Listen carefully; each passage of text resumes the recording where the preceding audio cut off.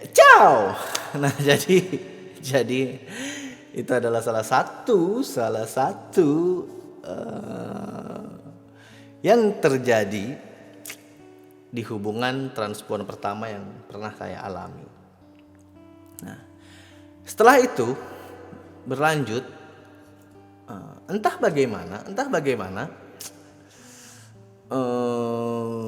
walaupun ada rasa bersalah yang terjadi pada saat itu, namun saya rasa ada panggilan di dalam diri saya yang ingin masih mencoba gitu ya, masih mencoba untuk mencoba sebuah hubungan dengan seorang transpuan. Karena menurut saya ini buat sharing juga teman-teman ya. Mungkin teman-teman juga punya teman yang laki-laki feminim atau memang laki-laki yang memang sudah jadi transpuan.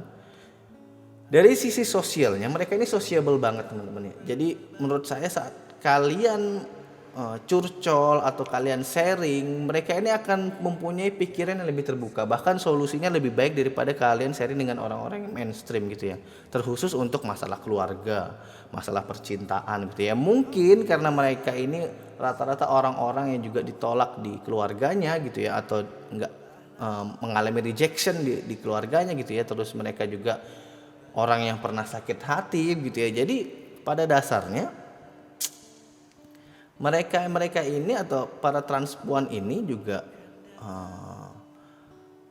memiliki pengalaman hidup yang jauh lebih berat dibandingkan kita yang pada umumnya gitu ya. Jadi memang ada rasa nyaman saat kamu sharing diskusi dengan mereka ini.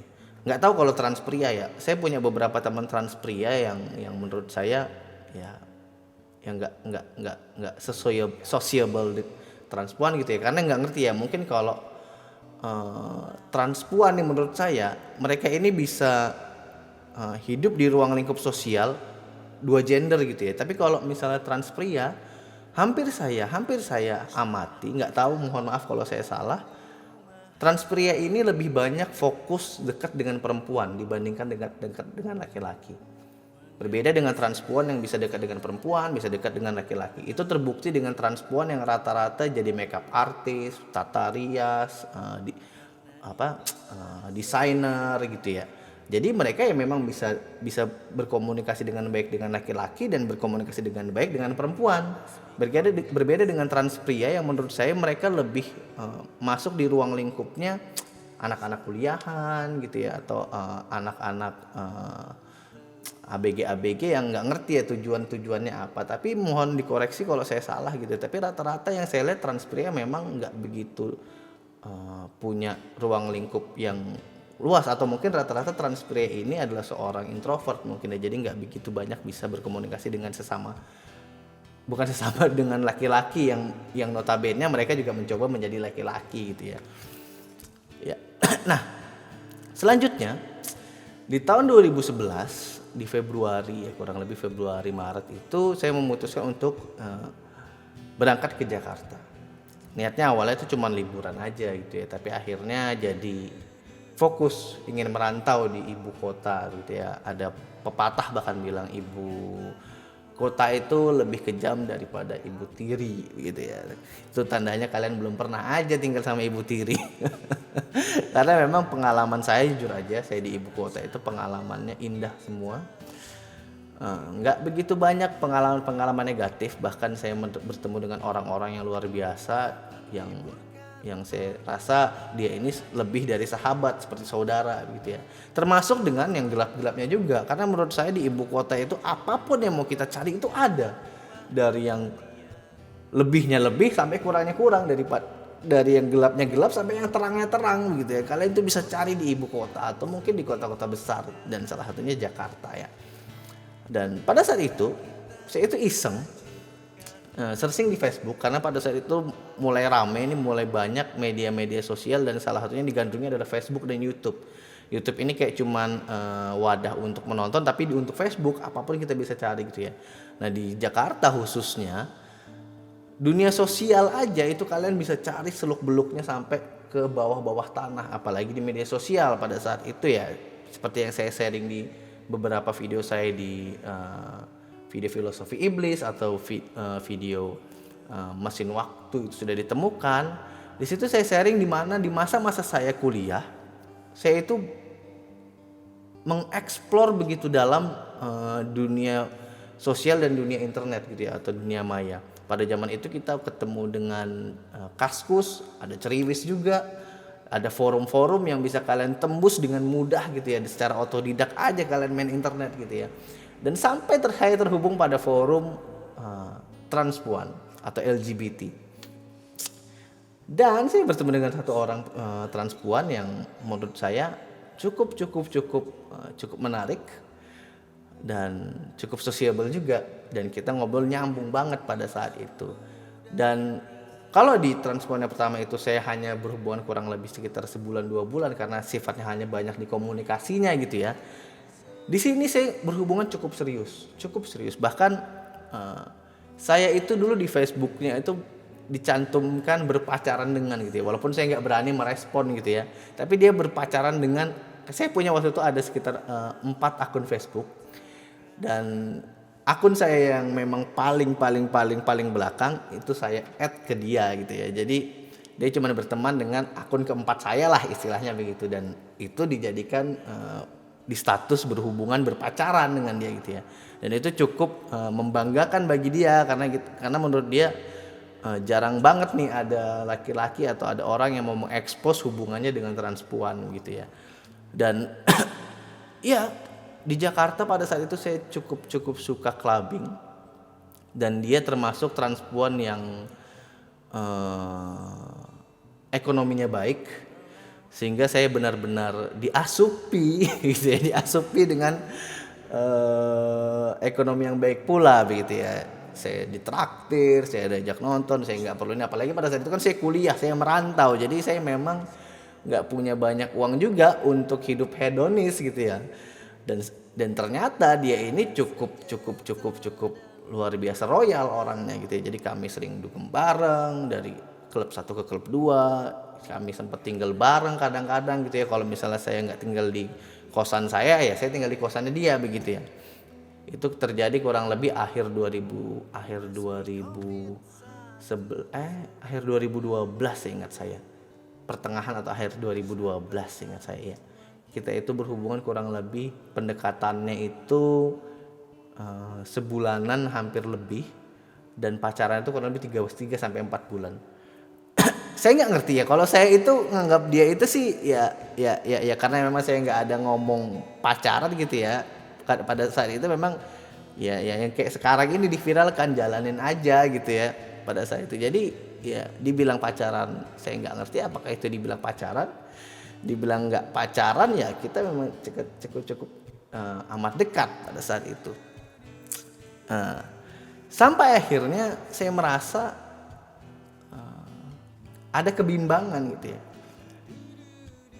Pada saat itu di 2011 pas saya mulai masuk kuliah, saya itu dengan teman-teman saya cukup fokus menjalankan pendidikan beragama. Bahkan kami ingin membentuk atau membuat sebuah organisasi di mana itu menjadi tempat wadah beragama dengan cerdas gitu ya. Namun di awal 2012 di situ saya kepentok sesuatu yang membuat saya bergejolak, yang akhirnya menjadi pencetus saya menjadi seorang agnostik gitu ya. Jadi di pertengahan 2012 atau menuju akhir 2012 ini saya ketemu dengan transpuan ini dan memantapkan saya untuk ya sudahlah, saya menjadi seorang yang mengedepankan kemanusiaan aja gitu ya. Tapi saat memulai ini hubungannya jujur sebenarnya ya baik-baik aja gitu ya. Dan bicara soal intimate atau intimacy, hubungan kita sangat-sangat intim saat kalian berhubungan dengan transpuan itu ya seperti ini aja deh. Kalau kalian ini laki-laki ya, kalian berhubungan dengan transpuan ini kan secara kodrat atau secara pembawaan lahiriahnya ini kan ya laki-laki begitu ya, laki-laki. Jadi ya kayak gini, saya dulu pernah ngomong sama teman saya, kalau kamu dikasih BJ dengan seorang transpuan, saya berani jamin kamu bakal ngerasakan kenikmatan yang luar biasa. Itu baru BJ-nya aja tuh. Karena kenapa? Transpuan ini kan juga laki-laki yang punya barang laki-laki gitu ya. Jadi pasti kalian pun akan mendapatkan pengalaman diiniin sama laki-laki atau dibejein sama laki-laki. Kalian cari sendiri artinya BJ itu apa ya. Jadi ya dia tahu celahnya karena dia punya barangnya begitu ya, bahasanya kan seperti itu. Jadi saat kamu dibejein sama seorang transpuan, ya dia tahu di mana dia harus menyentuh, di mana dia harus menggerayang gitu ya, di mana dia harus licking di mana gitu ya. Ya karena dia tahu celahnya, dia tahu selahnya, dia tahu barangnya gitu ya. Jadi bahkan dibejein pun kalian akan merasakan pengalaman yang lebih dari kalian dibejein oleh perempuan, bahkan seorang escort sekalipun. Jadi pengalaman intim dengan transpuan ini yang enggak jelek-jelek banget begitu ya kalau secara seksual gitu ya. Bahkan ada sebuah pendapat seperti ini, seorang transpuan itu enggak akan benar-benar merasakan cinta kepada laki-laki gitu ya. Kalaupun ada, laki-laki ini pasti hanya akan menjadikan transpuan ini sebagai bahan fantasi. Mungkin itu terjadi pada saat itu ya kepada saya. Karena kembali lagi, kalau dari awal pembicaraan saya tadi, saya masih ada rasa untuk mengeksplor kembali atau menggali hubungan saya kepada transpuan gitu ya pada saat itu. Sehingga saat saya menemukan transpuan yang benar-benar royal, benar-benar loyal, benar-benar melihat saya sebagai manusia yang utuh begitu ya, saya benar-benar nyaman begitu ya. Ditambah lagi dia memberikan pengalaman seksual yang luar biasa menurut saya. Dan apakah saya berhubungan intim dengan dia, ya saya tidak perlu beritahu menurut saya. Kalian tatap aja mata saya apakah saya melakukan itu atau tidak. Tapi ini adalah sesuatu yang menurut saya memang harus dibagikan, sehingga kalian tidak menganggap ini sebuah momok. Memang banyak sih ya kejadian-kejadian yang akhirnya memberikan kita gambar kalau kamu itu berhubungan dengan laki-laki atau sesama jenis atau apalagi transpuan atau mungkin ini, kalian ini bakal kena penyakit kelamin dan segala macam. Ya, everything is simple lah gitu ya. Saat kalian mencegah sebelum sesuatu itu terjadi, kalian mempelajari ilmu pengetahuan dengan baik, saya rasa hal-hal yang negatif itu belum tentu terjadi secara fisik gitu ya. Karena nggak perlu berhubungan intim dengan transpuan gitu, dengan perempuan biasa aja atau yang normal-normal aja gitu kalian bisa terkena penyakit kelamin gitu ya. Ya kan, apalagi kalian main sembrono atau sembarangan. Dan pada saat itu memang karena saya punya pengalaman berhubungan dengan transpuan di saat sekolah itu, ya pelan-pelan memang saya gali juga gimana sih melakukan anal sex yang baik begitu ya, bagaimana sih cara berhubungan seksual dengan yang baik, karena tidak dipungkiri itu terjadi begitu loh di kehidupan saya gitu ya. Dan kalau dibilang aib, saya rasa ini bukan aib, tapi ini pengalaman yang luar biasa harus di-share, bahwa kita harus berpikiran luas, kita harus berpikiran gamblang supaya menjadi diri kita yang jujur, diri kita yang apa adanya gitu loh. Jadi kalaupun orang mengenal kita sebagai orang yang kurang baik di mata dia, setidaknya kita kurang baik di dalam kejujuran, kan seperti itu teman-teman. Jadi pada saya ada berhubungan di saat itu kan itu sudah saya menuju dewasa gitu ya. Ya lumayan lama, 2-3 bulan berhubungan itu saya pikir ini mau dibawa ke arah mana pada saat itu ya. Karena ya simple aja begitu. Kalau ini saya teruskan, ya bakal datar aja begitu ya kan, karena ya mau bagaimanapun selama dia tidak operasi kelamin, selama dia tidak merubah gendernya, saya rasa saya tidak akan mendapatkan hak hubungan yang lebih serius selain hanya hidup berdua. Dan kalau itu saya lanjutkan, ya kita hidup di negara Indonesia yang super menyentuh ranah privasi itu ketat banget gitu ya. Ya lama-lama saya bisa tertangkap media, tertangkap satpol mungkin melakukan hubungan yang tidak baik begitu ya kan. Ya kumpul kebo lah bahasanya. Dan itu saya tidak inginkan, bahwa saya tetap menginginkan sebuah hubungan yang sehat secara hukum, sehat secara seksual gitu ya. Sehingga pada saat itu memang ya saya mulai bertanya juga, kalau biasanya perempuan gitu ya yang nanyakan seseorang kita ini mau sampai mana, itu saya yang nanya ke dia, kira-kira hubungan ini sampai mana. Dan dia tidak bisa memberikan jawaban karena dia hanya menikmati prosesnya saja. Dan ya di awal-awal 2013 kalau nggak salah, seingat saya itu ya udah kita berteman aja. Dan itu menjadi hubungan yang baik secara sosial, secara seksual juga. Jadi menurut saya tidak ada yang salah dengan berhubungan dengan transpuan. Dan ya, kita ke part terakhir di hubungan ketiga saya bersama transpuan. Jadi jauh setelah hubungan itu ya, saya menjalani hubungan yang normal-normal saja. Karena di awal 2013 itu saya ingat saya ketemu dengan seorang perempuan yang akhirnya kita menjalani hubungan serius gitu ya. Sampai saya balik lagi ke Samarinda. Saya lulus kuliah, saya udah wisuda, saya balik ke Samarinda gitu ya kan. Nah, balik ke Samarinda, saya putus nih sama si ini perempuan ya kan. Dan ketemu lagi sama perempuan beda agama. Bukan beda agama sih, karena kan ini memang nggak beragama gitu ya. Jadi bukan beda agama, jadi ya pada dasarnya berbeda prinsip kepercayaan gitu ya. Ya, itu berjalan sekitar 2 tahun sampai 2017 akhir lah itu ya, 17 akhir. Dan akhirnya putus. Itu pada saat itu saya juga lumayan galau. Jadi ini agak terulang nih kisah di transpuan pertama gitu ya. Jadi hubungan saya di transpuan ketiga ini sebenarnya prinsipnya saya ingin menggabungkan apa yang salah di transpuan pertama dan apa yang salah di transpuan atau apa yang kurang di transpuan kedua gitu ya. Sehingga pada saat itu saat saya putus, saya mencoba mengeksplor media sosial lagi dengan nge-add nih banyak transpuan saya add. Entah kenapa saya pada saat itu udahlah. Saya malas dulu berhubungan dengan perempuan, saya mau mencoba sesuatu yang anti mainstream. Jadi saya ingin berhubungan dengan, memang ini saya niatkan pada saat itu, sudah benar-benar saya niatkan. Saya niatkan cari-cari, ketemulah dengan salah satu transpuan, seorang penyanyi juga, seorang penata rias juga gitu ya. Dan mungkin ya sekali lagi kalau video ini tersebar aja gitu, kemungkinan ketiga transpuan ini menonton saya mungkin gitu ya. Dan yang ketiga ini sebenarnya di satu sisi saya juga kenalnya udah lama gitu ya. Di satu sisi saya kenalnya juga udah lama dan dibilang akrab ya cukup akrab karena kita menjaga komunikasi yang cukup lama ini dengan komunikasi yang standar aja. Saya tuh kayak mau tapi saya nggak mau tapi saya mau gitu ya.